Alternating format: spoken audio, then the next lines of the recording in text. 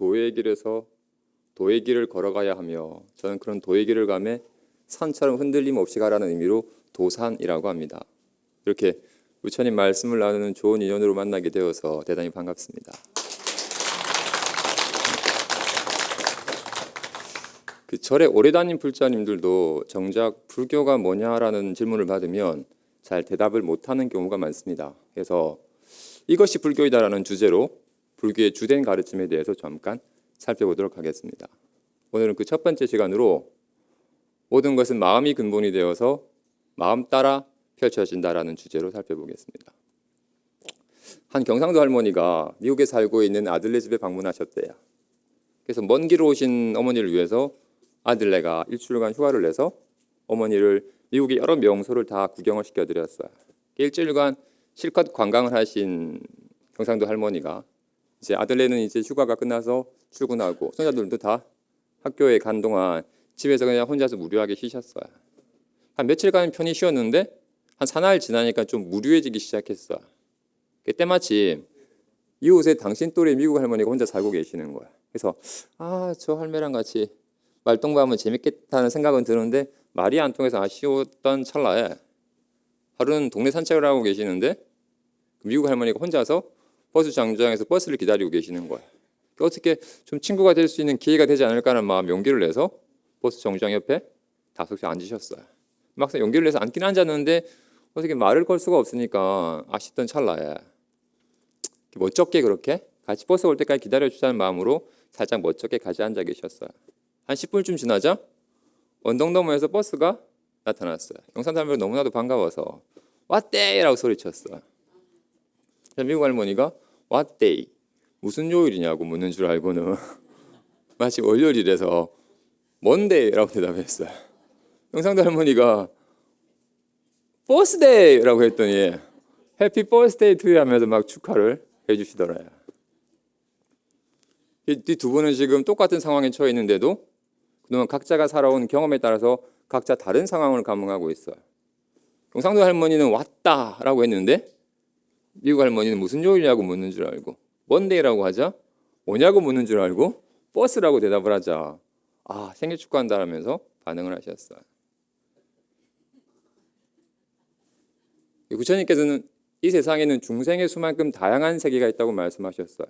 그 말은 우리는 똑같은 한 세계 살고 있는 것 같지만 사실은 각자가 살아온 경험에 따라서 형성된 각자의 업으로 각자의 마음의 눈으로 세상을 감응하면서 살고 있다라는 말이에요.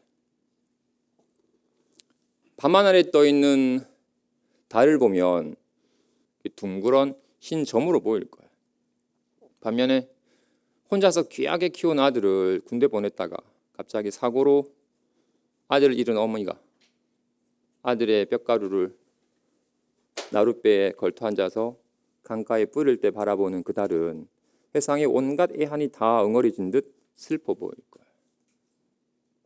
반면에 사랑하는 사람이랑 같이 신혼여행을 가서 첫날 밤 호텔 테라스에 앉아가지고 같이 와인 한 잔에서 바라보는 달은 대단히 매혹적으로 보일 거예요.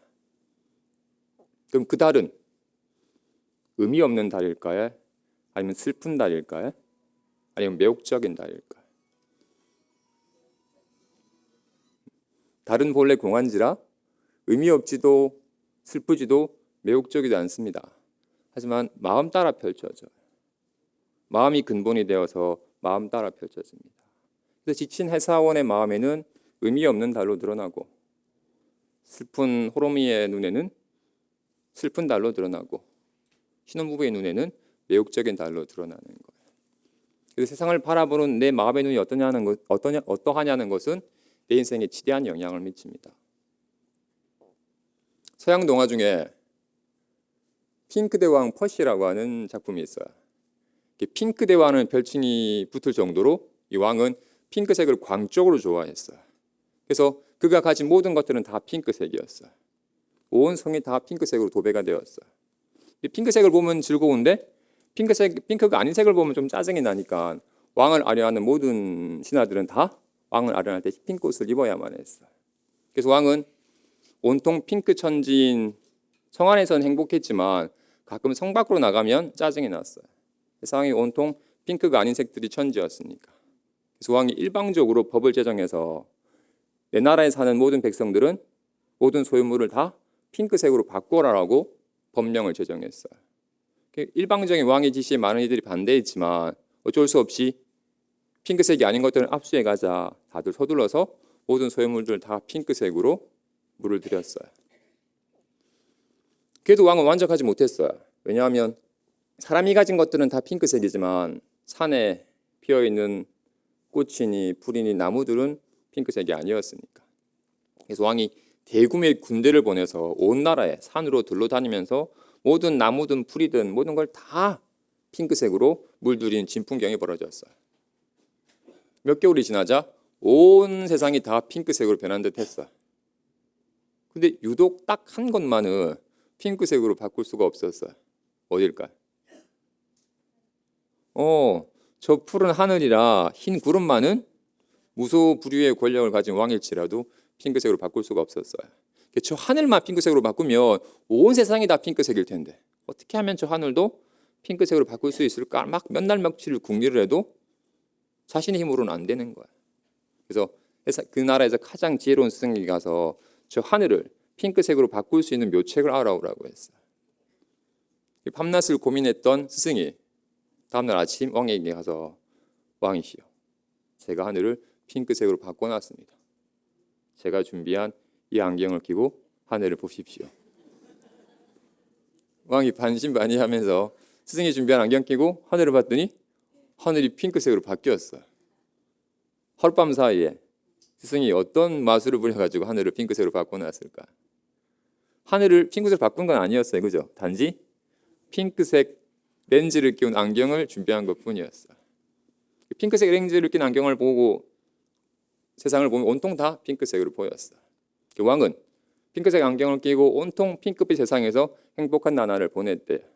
더 이상 백성들은 원치 않는 핑크색 옷을 입지 않아도 되었지만 왕의 눈에는 온통 핑크색으로 보였다는 거였어요. 이 얘기가 아마도 전하는 메시지는 세상을 바꾸려 하는 것보다 세상을 바라보는 내 눈을 바꾸는 것이 훨씬 쉽고 지혜로운 길이다라는 거예요. 그동안 우리는 핑크대왕처럼 세상을 바라보는 내 눈은 내버려 두고서 온통 세상이 내 뜻대로 바뀌기를 원하지 않았나요? 게다가 각자 살아온 경험에 따라서 각자의 색깔의 안경을 끼고 세상을 바라봐요. 과연 내가 세상을 바라보는 내 마음의 눈은 어떤지 한번 자문해 봐야 됩니다. 세상을 바라보는 내 마음의 눈이 어떠냐에 따라서 내 인생이 달라지기 때문이에요.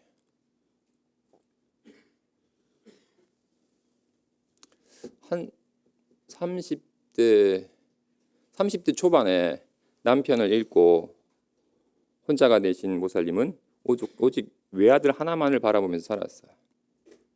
이 아들도 자기만 바라보는 어미의 심정을 아는지 반듯하게 자라줬어요. 이 어머니는 오직 아들이 반듯하게 자라주는 것을 보는 것이 유일한 낙이었어요. 근데 아들이 중학교에 들어가면서부터 서서히 삐딱해지기 시작했어요. 자신을 향한 어머니의 기대가 부담스러웠는지 자꾸 어머니를 좀 멀리하고 나쁜 친구들과 어울리기 시작했어요. 한날은 같은 반 친구랑 심하게 싸워가지고 그 수백만 원의 치료비를 물러야 하는 일도 생겼어요. 한때 아들 때문에 무지무지 기뻤던 만큼 아들 때문에 무지무지 괴로워졌어요. 그래서 하루도 아들과 싸우지 않는 날이 없었어요. 그러면 그럴수록 아들은 점점 집으로 돌아오는 귀가 시간이 늦어지고 또 간혹 말도 없이 집으로 들어오지 않은 날도 있게 되었어요. 그럴 때면 어머니의 가슴은 무너져 내리기 시작했어요. 도저히 이대로는 살 수가 없었어요. 그래서 새롭게 마음 들 곳을 찾다가 불교 공부를 시작을 했어요. 공부를 해봤더니 스님께서 모든 것은 마음이 근본이 되니 마음 따라 펼쳐진다라는 말씀을 하셨어요. 그래서 나도 아들을 바라보는 내 마음을 좀 바꿔봐야겠다라고 결심을 했어요. 근데 정작 아들을 향한 내 마음을 바꾸려고 해도 그게 잘 되질 않았어요. 스님께 찾아가서 상담을 청했어요. 그랬더니 선생님께서 그녀의 얘기를 다 들으시고는 노트 한 권을 주고 아들에 대한 칭찬 일기를 쓰라고 권했어요. 노트의 한 바닥 가득 아들에 대한 칭찬을 빼곡히 쓰라는 거였어요. 그래서 스님과 약속을 하고 집으로 돌아와서 책상에 앉아서 아들의 칭찬을 쓰려고 하는데 정작 아들의 칭찬거리가 생각이 안 나는 거예요. 요 며칠 사이 12시 전에 집에 들어온 적도 없고 그저께 학교에서 사고를 쳐가지고 선생님한테 불려가기까지 했었는데 칭찬은커녕 온통 못마땅한 생각만 자꾸 일어났어요. 그래서 한참 동안 아무것도 쓰지 못했어요. 그래도 억지로라도 칭찬할 거리를 찾아야겠다 싶어가지고 칭찬할 게 없나라고 생각을 떠올려 봤더니 오늘 아침에 아들이 밥을 먹고 학교 다녀오겠습니다라고 인사하고 가는 모습이 떠올랐어요. 아, 우리 정진이가 밥은 맛있게 잘 먹지. 그 인사도 잘하지. 아, 그건 칭찬할 만하네라고 썼어요. 그리고는 더 이상 칭찬할 거리가 생각이 나지 않았어요. 그래서 그날은 딱 한 줄만 칭찬 일기를 쓸 수밖에 없었어요. 다음 날 아침에는 아예 작정하고서 칭찬 일기를 제대로 스님과 약속한 대로 한 바닥 가득히 쓰기 위해서 작정하고서 아들의 칭찬할 거리를 찾기 시작했어요. 역시나 아들은 자신이 만들어준 음식을 누구보다도 맛있게 잘 먹어줬고 게다가 비록 내 새끼지만 너무 잘생겼어요. 그리고 간혹 사고는 치지만 반에서 10등 이하로 성적이 떨어지지도 않았어요. 예전에 아들이 잘못한 일에만 마음을 두고 볼 때는 온통 못마땅해 보였는데 아들을 칭찬하려고 하는 마음으로 바라보자 생각보다 칭찬할 거리가 많았어요. 아들은 꽤 괜찮은 아들이었어요. 그래서 그날은 아들에 대한 칭찬 일기를 빼곡히 적었어요. 매일 그렇게 아들의 칭찬할 거리를 찾으려고 하다 보니까 아들을 바라보는 어머니의 눈이 달라지기 시작했어요. 예전에 항상 찌푸린 얼굴로 못마땅하게 바라봤었는데 칭찬할 거리를 찾으려 하다 보니 항상 웃으면서 따뜻한 눈으로 바라보기 시작했어요. 어머니의 눈이 달라지기 시작하자 아들도 어머니를 대한 태도가 달라지기 시작했어요. 그렇게 칭찬 일기를 쓴 지 열흘쯤 지났을 때 갑자기 학교를 마치고 아들이 돌아와서 어머니의 방문을 두드려요. 우는 방 안으로 들어와서 애가 뜬금없이 두 무릎을 꿇고 울먹이면서 그녀에게 얘기해요. 어머니 잘못했습니다. 저 하나 보고 사시는데 그 마음 하나 못 헤아려 드리고 매일 속썩여서 정말 죄송합니다. 앞으로는 열심히 공부하고 진짜 착한 아들을 될게. 어머니 죄송합니다. 그리고 사랑합니다. 라고 하자 그녀도 아들 사랑한다 하고 꼭 껴안아줬대요. 아들을 바라보는 눈이 달라지자 지옥 같던 인생이 극락 같던 인생으로 바뀌었어요. 세상을 바라보는 내 마음의 눈이 어떠냐는 것은 내 인생의 가장 중요한 일입니다. 사실 처음에 이 법구정 구절을 얘기하고 시작하려고 했는데 제가 긴장해가지고 깜빡했어요. 법구경에 이르기에 모든 것은 마음이 근본이 되니 마음에서 나와 마음으로 이루어진다. 나쁜 마음으로 말하고 행동하면 괴로움이 따르니 마치 수레바퀴가 소의 발자국을 따르듯이 모든 것은 마음이 근본이 되어 마음에서 나와 마음으로 이루어진다. 선한 마음으로 말하고 행동하면 즐거움이 따르니 마치 그림자가 형상을 따르듯이 모든 것은 다 내 마음이 근본이 되어서 마음 따라 펼쳐집니다. 그동안 한번 자문해보죠. 과연 나는 세상을 바라보는 내 마음의 눈이 바뀌도록 애써왔는지 아니면 내 마음은 내버려 두고서 온통 세상이 내 뜻대로 바뀌기를 바라지 않았었는지. 여러분 혹시 평소 어떤 말을 자주 하십니까? 혹시 힘들다, 죽겠다, 괴롭다 이런 말이 입에 붙어 있지는 않습니까? 만일 그렇다면 여러분의 마음이 그만큼 괴롭고 힘들고 죽어가고 있는 겁니다. 우리가 하는 말은 우리의 마음을 그대로 표현합니다. 그래서 자신이 어떤 사람인지 알고 싶으면 자신이 습관적으로 하는 말을 적어보시기 바랍니다. 평소 하는 말이 자신의 마음을 그대로 나타냅니다. 그래서 매일 아침 눈을 뜨면서부터 자신을 칭찬해 주십시오.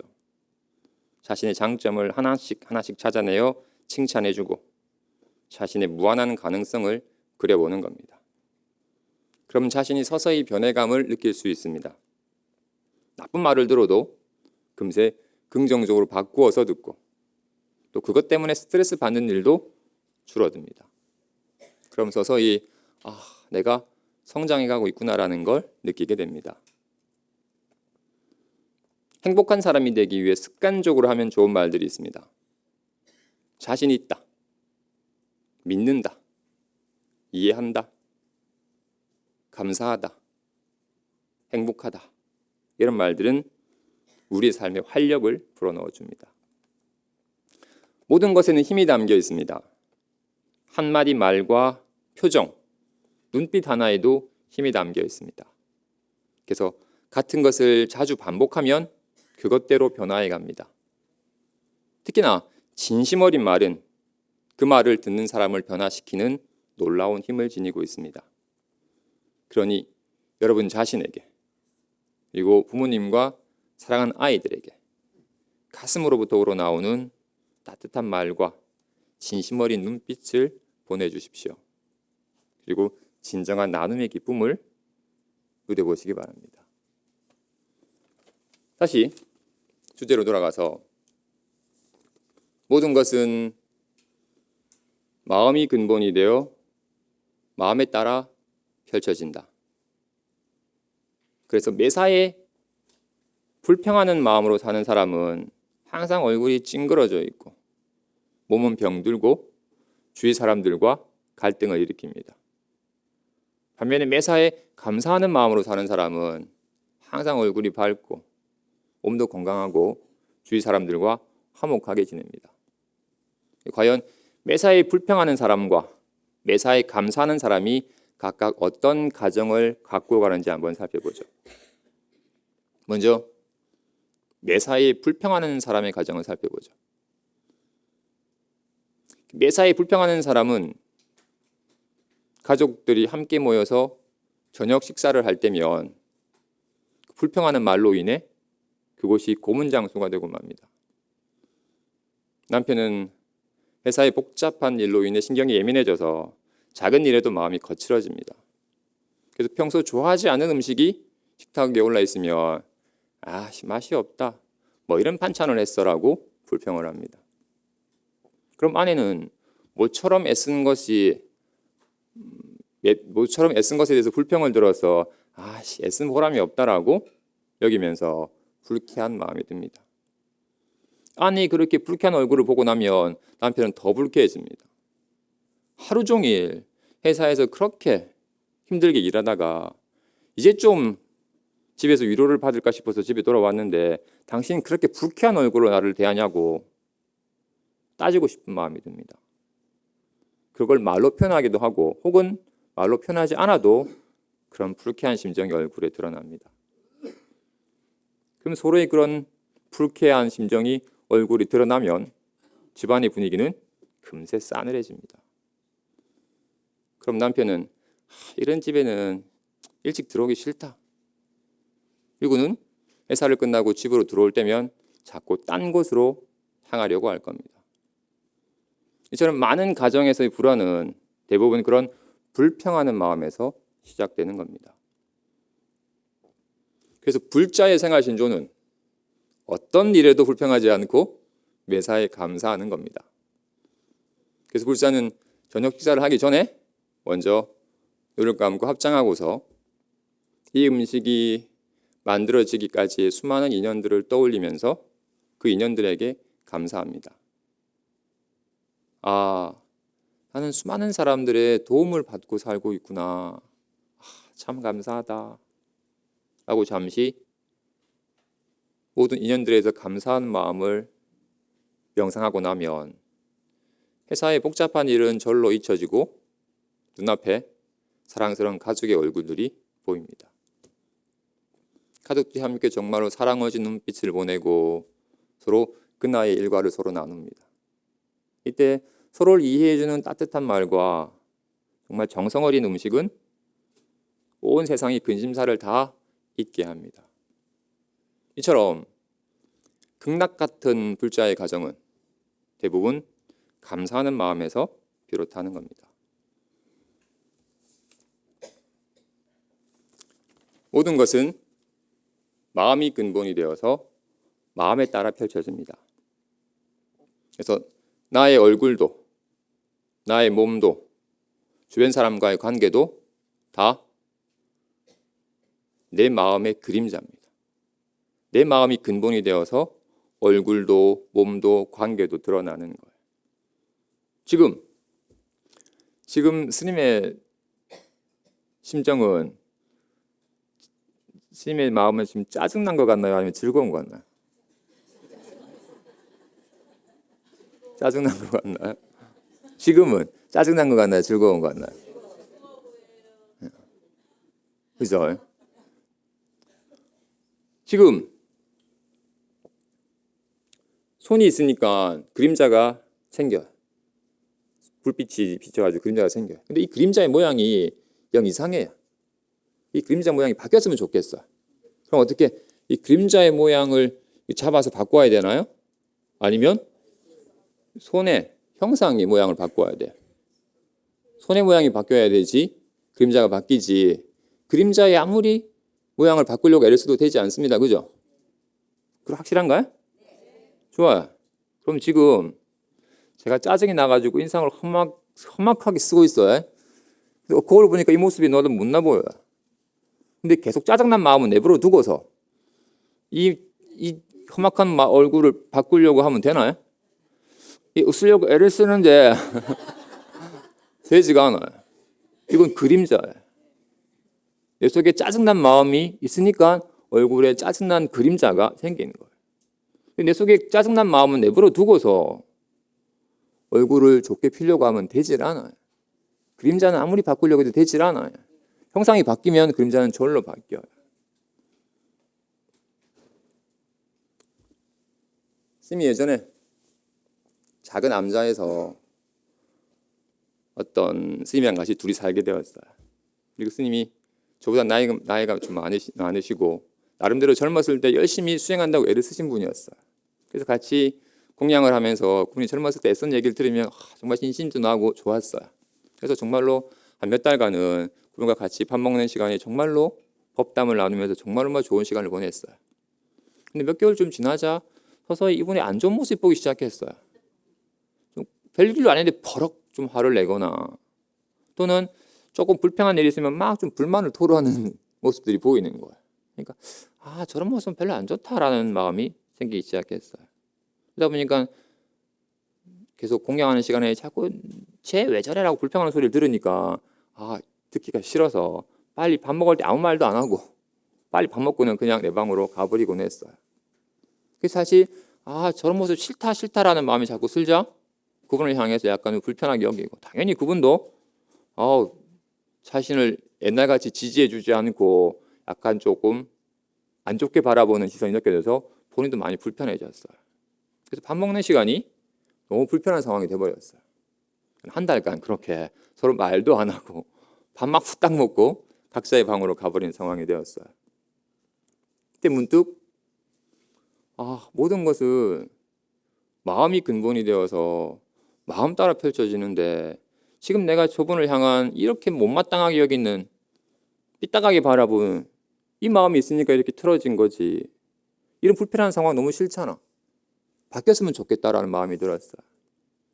그리고는 특별히 그분에게 가서 그동안 내가 잘못했다는 얘기는 하지 않고 단지 제 속에 내가 그동안 저분의 저런 모습을 정말로 싫어하고 짜증나고 원망하는 마음이 있었구나.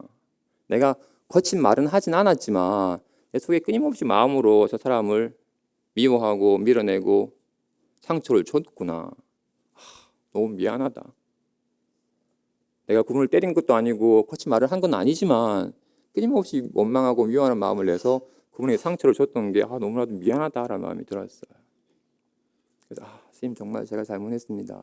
정말 잘못했습니다. 용서하세요. 그러자 그분 때문에 내가 잠깐 잊어버렸던 그분 때문에 내가 도움을 받는 것들에 대해서는 정말 저분이 저 역할을 해주셔가지고 내가 정말 수월한데 내가 그걸 잊고 있었네.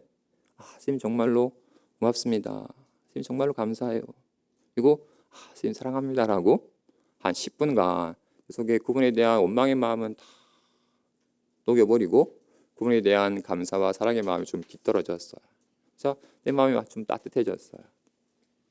근데 한 10분쯤 있다가 혼자서 산행을 갔다가 오신 분이 목욕을 하고는 옷을 말끔하게 갈아입고는 제 방 문을 두드렸어요. 평소에 별로 말도 하지 않고 시선도 잘 마주치지 않았던 그분이 뜬금없이 제 방 문을 두드렸어요. 그리고 열어봤더니 스님이 갑자기 스님 잠깐 차 한잔 하자고 하고는 차 한잔을 나누다가 문득 절대로 그런 얘기 하실 분이 아닌데 자존심 상해가지고 절대로 자신이 그런 얘기를 먼저 할 사람이 아닌데 스님 미안하다고 내가 버럭버럭 화도 잘 내고 해가지고 스님 불편하게 했던 거 미안하다고 내가 부족해서 그런 거라고 이해라고 얘기를 하시는 거예요. 아니라고 스님 제가 스님한테 잘 못해서 그런 거라고 죄송하다고 금방 화해가 되었어요. 제가 한 건 제가 특별히 그분에게 뭔가 화해 제스처에 취한 건 없었어요. 단지 하나 내 속에 그분에 대한 원망하고 좀 미워하고는 마음을 녹여버리고 내가 잊고 있었던 그분에 대한 감사한 마음을 새겼을 뿐인데 관계가 회복이 되었어요. 모든 것은 마음이 근본이 되어서 마음 따라 펼쳐집니다. 그래서 내 얼굴도 내 몸도 주변 사람과의 관계도 다 내 마음을 그대로 반영한 그림자예요. 그림자가 이상하면 그림자를 바꿔야 될 것이 아니라 그림자를 맺게끔 한 형상을 바꿔야 돼요. 내 얼굴이 찡그러졌으면 얼굴을 피려고 할 것이 아니라 찡그리게 만든 그 내 마음을 바꿔야 되고 내 마음이 경직되고 굳어 있으면 경직된 몸을 풀려고만 할 거 아니라 항상 긴장하고 굳어 있는 내 마음을 풀어야 되고 누군가와 갈등하고 있으면 그 사람에 대한 못마땅한 내 마음은 내버려 두고서 관계를 회복하려고 할 것이 아니라 그 사람 관계가 틀어지게 만든 내 마음이 바뀌도록 해야 돼요. 지혜로운 사람은 결코 그림자에 승부하지 않아요. 그림자를 맺게끔 한 형상에서 승부를 봐요. 30대 중반에 이 보살님이 한 일주일 동안 아무런 음식을 먹지 못해서 고생을 했어요. 억지로 음식을 먹으면 음식은 넘어가는데 위가 움직이지 않아가지고 소화를 못 시키고 자꾸 체하는 거예요. 그래서 병원에 가서 정밀 검사를 몇 차례나 받아봐도 위에는 별 문제가 없고 단지 그 스트레스로 인한 단순 경직일 뿐이니까 마음을 그냥 편하게 가지라고만 했어요. 시어머니 눈치 보느라고 신혼생활도 별로 즐기지도 못했고 매일같이 시어머니 구박을 받으면서 정말로 힘든 나날을 보내고 있었어요. 이제 갓 초등학교에 들어간 아들만 아니었으면 당장이라도 집을 뛰쳐나오고 싶었지만 그러지는 못하고 그러다 보니 시어머니 발소리만 들어도 경기를 할 정도로 긴장된 나날을 보내고 있었어요. 그래서 그런 시어머니와 함께 사는 집에서 마음을 편하게 가지기란 쉽지 않았어요. 그래서 일주일 동안 음식을 먹지 못해가지고 정말로 힘든 정말로 고통스러운 나날을 보내다가 아는 지인의 소개로 큰 스님을 신견하게 되었어요. 스님께서 그녀를 따뜻하게 맞이해서 정성 어린 차 한 잔을 주며 그녀가 속인 얘기를 할 수 있도록 그녀에게 귀를 기울였어요. 한참 살아온 얘기를 다 듣고 나서는 스님께서 그녀의 병의 원인을 알았어요.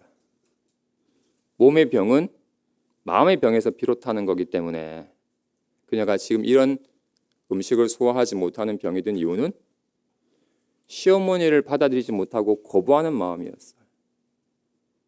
시어머니 하는 모든 것은 다 못마땅해 해서 자꾸 거부하는 마음이 도리어 음식마저도 받아들이지 않고 거부하는 쪽으로 작용이 되는 거였어요. 그래서 병의 원인을 안 스님이 그녀에게 얘기했어요. 보살님이 병이 지금 너무 치중해서 어지간한 정성으로는 낫지 않을 텐데 정말로 열심히 기도할 수 있겠냐고. 스님, 제가 음식을 먹을 수만 있게 된다면 스님이 시키는 건 뭐든지 하겠습니다. 제가 매일 절에 와서 부처님 전에 100일 기도라도 드리겠습니다.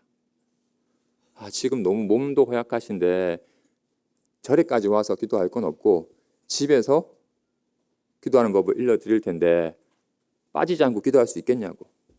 스님, 제가 스님이 시키는 건 뭐든지 하겠습니다. 스님이랑 약속합니다라고. 그럼 제가 보살님이 저랑 약속을 했으니까 집에서 딱 3가지 기도만 하면 된다고. 첫째는 아침 일어나자마자 시어머니 감사합니다 라고 기도를 하고, 잠들기 직전에 시어머니 감사합니다 라고 기도를 하고, 낮에는 100번을 연속해서 시어머니 감사합니다 라고 기도를 하십시오. 하루를 빠지면 3일을 연장해야 됩니다 라고 얘기하자. 스님, 제가 그건 못하겠습니다. 차라리 그냥 매일 절에 와서 염불하고 절을 하겠습니다. 스님이 우리 시어머니가 나한테 어떻게 하는지 안 봤으니까 그런 기도를 해라고 하지, 봤으면 스님도 그런 기도 해라고 얘기 못 하실 겁니다. 딴 건 다 할 수 있지만 제가 그건 못 하겠습니다. 그렇게 감사한 마음이 안 실어지면 그냥 건성으로 시어머니 감사합니다라고 그냥 건성으로 말만 해도 된다고. 아까 내가 시키는 건 뭐든지 하기로 약속을 했으니까 한번 내 말을 믿고 100일간만 감사 기도를 해보십시오 라고 하자. 스님과 약속한 것도 있고, 또 큰 스님이 저렇게 확신 어려서 얘기를 하시니까 그냥 지푸라기라도 짚는 심정으로 스님과 약속을 하고 100일간 감사 기도를 하기로 했어요. 낮에 아무도 없이 혼자 있는 시간이 되어서 스님 시킨 대로 100번을 연속해서 감사 기도를 하려고 시어머니 감사하라고 하는데 갑자기 속에서 뭐가 화기가 확 올라오더니 입을 탁 막아버려요. 감사하긴 뭐가 감사해. 아까도 한바탕 하고 갔는데 이라고 시어머니 감사합니다라는 말을 못하게끔 화기가 탁 입을 막아버렸어요. 이러면 안 되지. 그냥 건성으로 하자 라고 건성으로 시어머니 감사합니다, 시어머니 감사를 하면 또 속에서 화기가 또 우욱 일어나가지고 기도가 또 끊어졌어요. 처음에는 기도가 쉽지 않았어요. 끊임없이 일어나오는 화기를 정말 누르면서 정말로 건성으로 시어머니 감사합니다, 시어머니 감사합니다, 시어머니 감사합니다 기도를 했어요. 그리고는 아침 일어나자마자 시어머니 감사합니다라고 하루를 시작하고, 낮에는 끊임없이 일어나는 화기를 누르면서 시어머니 감사합니다, 시어머니 감사합니다라고 100번을 연속해서 기도를 하고, 잠들기 직전에 시어머니 감사합니다라고 잠이 들고, 이게 항상 매사에 시어머니 감사합니다라는 말을 가슴에 좀 안고 살았어요. 한 3일쯤 지났을 무렵에 낮에 시어머니 감사합니다, 시어머니 감사합니다라고 기도를 하는데 문득 우리 시어머니가 우리 아들 길동이한테는 잘해주지, 진짜 왕자님처럼 잘해주지, 그건 진짜 고맙네 하는 마음이 들었어요. 그래서 우리 아들 길동이한테 잘해주는 건 감사합니다, 그건 참 감사합니다, 시어머니 감사합니다라고 기도를 했어요. 한참 하다 보니까 또 문득 맞다, 시어머니가 건강하셔가지고 저 넓은 밭일을 혼자 다 하시니 그건 진짜 감사하네. 많이 아프기라도 하시면 저 밭일 내가 다 해야 되고 병수발까지 들어야 될 텐데 당신이 건강하셔가지고 밭일도 하고 당신 몸 관리도 혼자서 다 하시니 그건 정말 감사하네. 어머니 건강하셔가지고 저 밭일 다 해주시고 혼자서 잘 지내시는 것은 정말로 감사합니다라고 시어머니에 대해서 정말로 진심 어린 감사한 마음이 조금 깃들어서 기도를 했어요. 그죠? 100번 기도가 예전같이 끊어지지 않고 절로 100번 기도가 다 이루어졌어요. 그날 저녁 어머니께서 밭일을 마치고 집으로 마당으로 들어오셨는데 그날따라 좀 밭일이 거칠었는지 발이 온통 진흙투성이로 더러워져 있는 거예요. 그게 문득 어디서 그런 용기가 났는지 대야에 따뜻한 물을 다 받아서 어머니에게 다가가서 어머니 제가 발 씻겨 드릴게요라고는 선뜻 어머니의 발을 씻어 주기 시작했어요. 갑자기 시어머니가 놀라가지고 야가 와 이라노 안 하는 짓 하고 됐다. 아예 저거에서 제가 씻겨 드릴게요라고는 어머니 발을 씻겨 드렸어요. 야가 와 이라노 하면서 좀 퉁명스럽게 말은 했지만 며느리 이런 살간 행동이 어머니도 싫지는 않았어요. 그래서 다들 이제 저녁 가족들이 다 모여가지고 저녁 식사를 하고 어머니께도 식사를 다 마치신 후에는 당신 방으로 들어가셨어요. 근데 정말로 그날따라 바늘이 좀 힘들었는지 안에서 어깨가 왜 이리 아프노라고 어떻게 신음하는 소리가 들렸어요. 그자 문득 아까 내가 발까지 씻겨줬는데 어깨 좀 주물러 드리는 게 대수겠나라는 생각이 들어서 어머니하고는 방에 들어가서 어머니 제가 어깨 주물러 드릴게요라고 하면서 어머니 어깨 주물러 드렸어요. 괜찮다 또 피곤할 땐 들어가서 쉬라. 어머니 제가 어깨 주물러 드릴게요 하고는 정말로 친정 어머니 어깨 주물러 드리는 것처럼 정말로 살갑게 어깨 주물러 드렸어요. 그리고는 어머니 두 발도 뻗어가지고 어머니 발도 막 주물러 드렸어요. 한참 동안 별 말이 없던 시어머니가 갑자기 며느리의 두 손을 잡고는 아가 미안하대. 내가 그동안 너무 못되게 굴었대. 아가 미안하대. 아닙니다 어머니. 제가 그동안 어머니한테 못해드렸죠. 어머니 제가 잘못했습니다. 어머니 앞으로는 제가 잘하겠습니다. 아니다 닌 잘못한 거 없다. 내가 못되게 해서 그렇지 니는 잘못한 거 없다. 아닙니다 어머니. 제가 잘못했습니다. 앞으로는 잘하겠습니다라고 서로 손을 부여잡고 꺼이 둘이 막 웃었어요. 한참 울고 났더니 갑자기 속에서 시장기가 확 일어났어요. 어머니 쉬시라고 잠자리를 다 봐드리고는 부엌에 가서 조심스럽게 저녁에 먹었던 된장국에 밥을 말아서 한 숟갈 먹었더니 너무 맛있는 거예요. 소화하는데 아무 문제가 없었어요. 그래서 된장국에 밥을 말아서 한 그릇 후딱 먹어버렸어요. 그 다음날 아침은 시어머니랑 남편이랑 아들이 그녀까지 한산에서 같이 아침을 먹었어요. 다들 놀래요. 그날 이후 그녀는 소화하는데 아무 문제가 없었어요. 그리고 이제는 시어머니만이 아니라 남편과 아들에 대해서도 여보 정말 고마워요. 아들 정말 고마워라고 남편과 아들에 대해서 감사의 기도를 드렸어요. 그리고는 100일 기도가 채 끝나기도 전에 과일이니 떡이니 바구니에 한가득 싸서 스님께 찾아갔어요. 스님 감사합니다. 제가 스님 때문에 살았습니다. 스님 감사합니다라고 감사를 표했어요. 사실 스님은 별로 한 것도 없었어요. 단지 모든 것은 마음이 근본이 돼서 마음 따라 펼쳐진다는 그 진리의 가르침을 전해준 것뿐이었어요.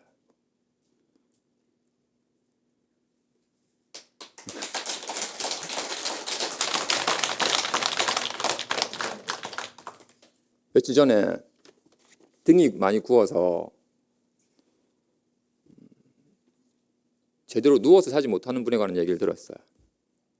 이분은 그냥 편하게 누워서 잠자는 게 소원이래요. 게다가 몸이 병이 들어서 가족들과 떨어져 살기 때문에 정말 다시금 가족들이 다 같이 모여서 사는 것이 꿈이래요. 게다가 어떤 이는 갑작스런 사고로 시력을 잃어서 세상을 보지 못해서 다시금 내가 시력을 회복해서 사랑하는 가족들의 얼굴을 보는 것이 소원이래요.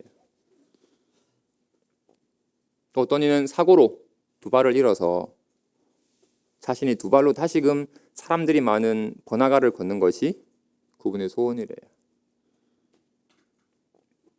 근데 우리는 사실 그분들이 정말로 평생의 소원으로 삼는 것을 우리는 지금 누리고 있습니다. 자신의 두 눈으로 세상을 볼 수 있고 내 뒤귀로 사람들의 소리도 들을 수 있고 두 손으로 스스로 옷도 입을 수 있고 두 발로 걸을 수도 있어요. 이렇게 그동안 평생을 나의 가장 친한 친구로 나와 함께 해주는 내 몸에 대해서 감사한 적 있나요?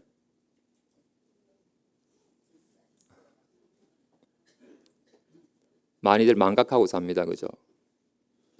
사고가 나서야 이 두 눈으로 세상을 볼 수 있다는 것이 얼마나 감사한지 새삼스럽게 알게 돼요.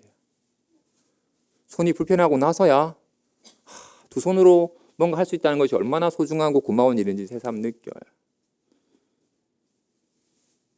그동안 망각했던 자신의 몸에 대해서 두 눈아 정말 고맙다.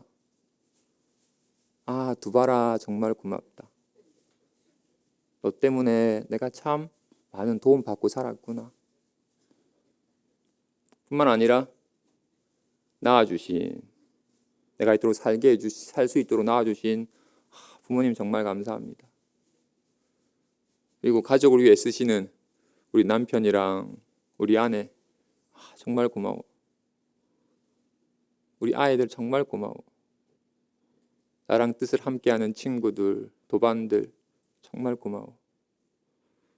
음식을 먹을 때는 이 음식을 준비해 준 분께 감사하고 음식한테도 감사하고 매 순간 그동안 당연한 듯이 받아들였던 모든 것들에 대해서 비로소 감사한 마음에 눈뜰 때 진정한 행복이 펼쳐지는 것 같아요.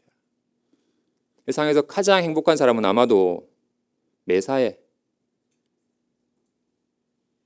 감사한 마음으로 사는 사람일 거예요. 마지막으로 스님이 준비한 한 구절 글귀 읽어드리고 마치도록 하겠습니다.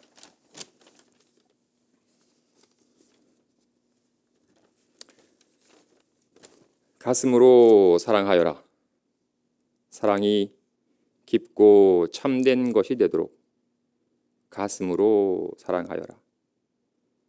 아무 말 하지 않고 겉으로 드러나지 않게 조용히 사랑하여라. 아무도 모르게 숨어서 봉사하고 눈에 드러나지 않게 좋은 일을 하여라. 가슴으로 사랑하여라. 꾸지람을 듣더라도 변명하지 말고 사랑하는 법을 배우라. 가슴으로 사랑하여라. 다른 이에게 자상한 마음으로 대하고 너의 마음이 사랑으로 가득하게 하여라. 가슴으로 사랑하여라. 사람들이 너를 가까이 하지 않고 멀리 떼어놓고 때론 따돌림을 받을 때에도 말없이 사랑하여라. 가슴으로 사랑하여라. 다른 사람의 말이나 태도로 인해 초조해질 때 가슴으로 사랑하여라. 너의 마음 밑바닥에 스며들 괴로움을 인내로 견디어라. 너의 마음 속에 원망이나 심한 비판이 끼어들지 못하게 하여라. 가슴으로 사랑하여라. 모두와 함께 가슴으로 사랑하여라. 주위에 사랑을 주고 기쁨을 주며 평화를 나누어라. 언제나 존중하고 소중히 여기는 마음으로 가슴으로 사랑하여라. 이 세상 모든 것을 항상 가슴으로 사랑하여라. 사랑합니다. 성불하십시오.